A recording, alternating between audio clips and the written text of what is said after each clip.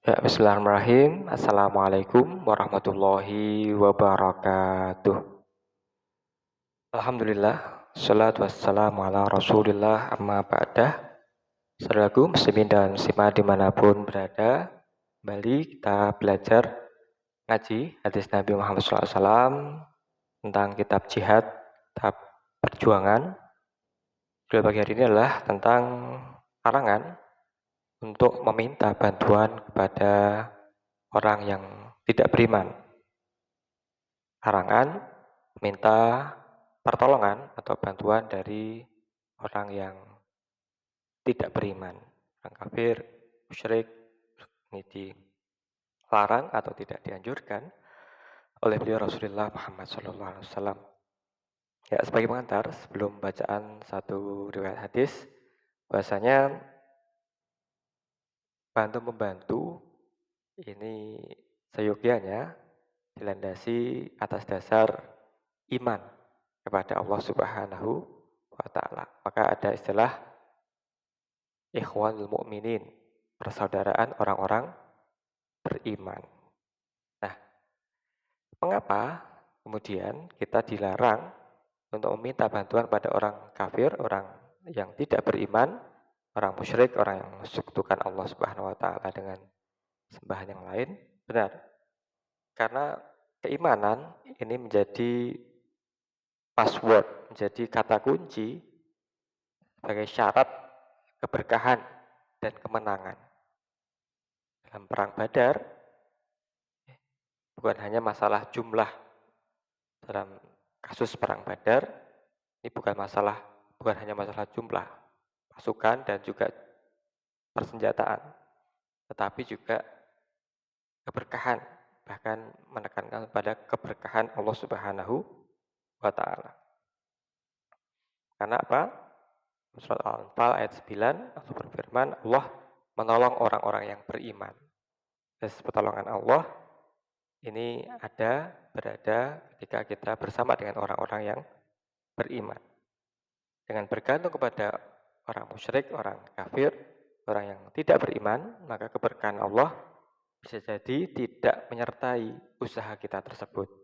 Nah, inilah maka menolong meminta bantuan, meminta pertolongan kepada orang yang tidak beriman, ini tidak dianjurkan. Kemudian terdapat prinsip tauhid. Bahasanya Nabi menolak untuk bergantung pada orang kafir, orang musyrik. Ini akan menimbulkan kesan bahwasanya kepentingan Islam dapat dicapai dengan bantuan yang menyalahi prinsip iman.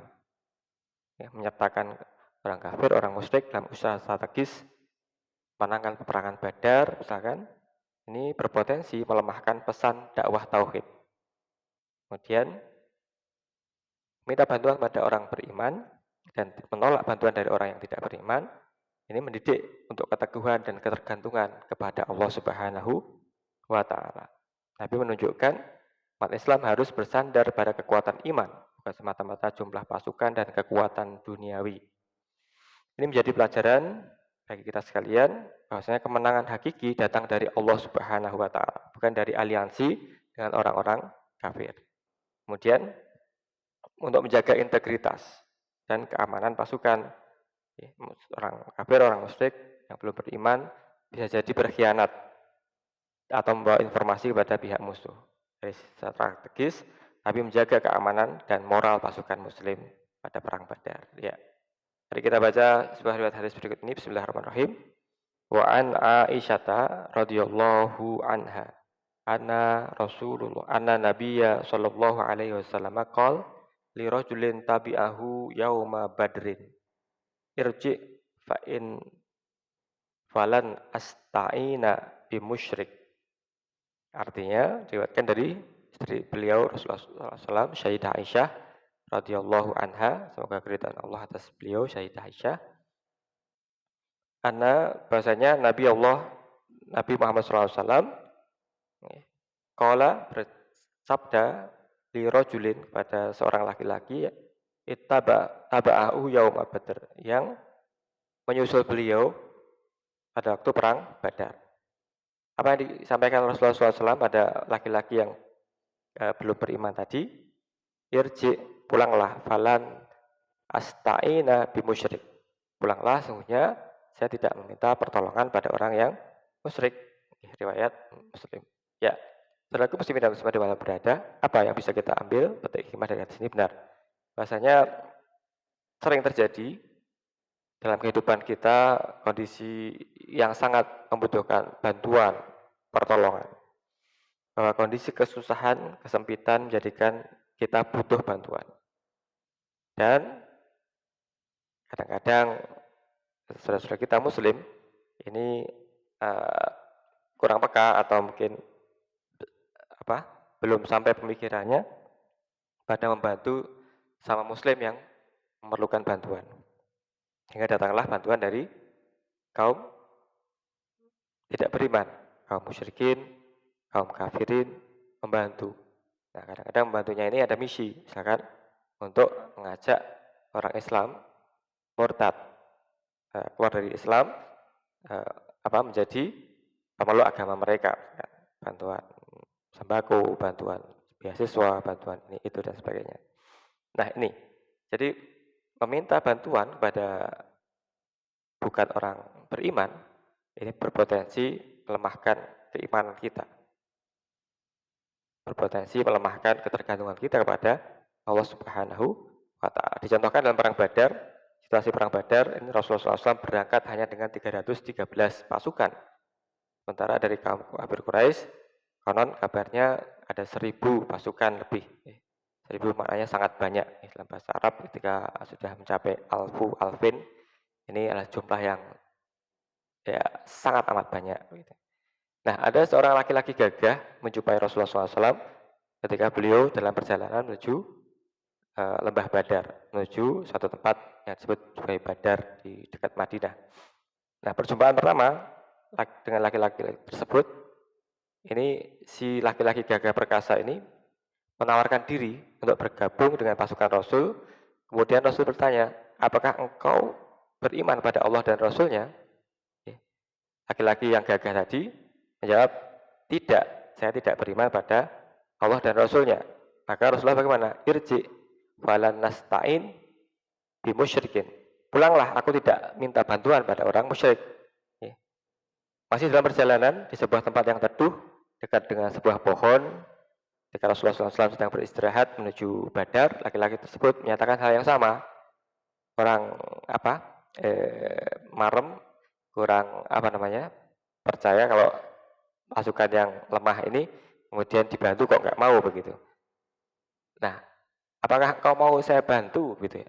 Laki-laki gagah perkasa dengan senjata yang lengkap tadi mengatakan, apakah engkau Rasul Muhammad mau saya bantu pasukanmu, saya ikut di dalamnya. Apakah engkau beriman pada Allah dan Rasulnya?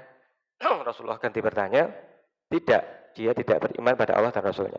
Irji falan nasta'in bimusyrikin. Pulanglah, kami tidak perlu meminta bantuan pada orang yang musyrik. Nah, kedua kali ini. Nah, untuk ketiga kalinya di suatu tempat bernama Al-Baida, laki-laki tadi menyatakan hal yang sama. Jadi pertama di perjalanan ini Rasulullah SAW, laki-laki ini kemudian matur pada Rasulullah SAW, apakah saya boleh membantumu? Apakah engkau beriman? Rasul bertanya, tidak. Pulanglah, kami tidak minta bantuan pada orang-orang musyrik. Yang kedua, ketika Rasulullah berteduh di tempat yang di bawah pohon, sama laki-laki ini menghampiri Rasulullah SAW mengatakan hal yang sama. Apakah engkau mau saya bantu? Rasulullah SAW bagaimana? Tidak. Ketiga, bahkan di satu tempat yang namanya Al-Baida, laki-laki tadi menyatakan hal yang sama. Apakah engkau mau saya bantu? Ya Rasul. Rasulullah SAW mengatakan hal yang sama. Apakah engkau beriman pada Allah dan Rasulnya? Nah, kemudian laki-laki itu baru menjawab, iya, saya beriman pada Allah dan Rasulnya. Baru kemudian Rasulullah SAW mengizinkan laki-laki itu bersama dengan pasukan Rasulullah SAW. Jadi 3 kali baru kalau memang iya beriman maka boleh membantu. Mengapa Rasulullah SAW sangat tegas menolak tawaran bantuan dari orang yang belum beriman? Benar, karena perjuangan Rasulullah SAW dalam perang Badar dan perang-perang lainnya adalah bertujuan untuk meninggikan asma Allah Subhanahu wa Ta'ala. Bagaimana mungkin bisa bertemu ide gagasan, langkah-langkah, strategi, taktik, dan sebagainya di antara orang beriman dan orang yang tidak beriman. Tentu saja akan tidak bisa bertemu, landasannya sudah berbeda. Ya, saudaraku muslimin dan muslimat dimana berada, inilah indahnya agama Islam, senantiasa mengedepankan iman dalam setiap langkah untuk mendapatkan keberkahan, ridho, dan pertolongan Allah Subhanahu wa Ta'ala. Semoga Allah senantiasa memberikan hidayah inayah kepada kita, keluarga kita, anak keturunan kita muslimin semuanya untuk dapat memahami pesan strategis dari larangan meminta bantuan pada orang yang tidak beriman, orang kafir, orang musyrik, karena kita mengharapkan pertolongan dari Allah Subhanahu wa Ta'ala, keberkahan dari Allah Subhanahu wa Ta'ala dan orang-orang yang beriman. Terima kasih. Assalamualaikum warahmatullahi wabarakatuh.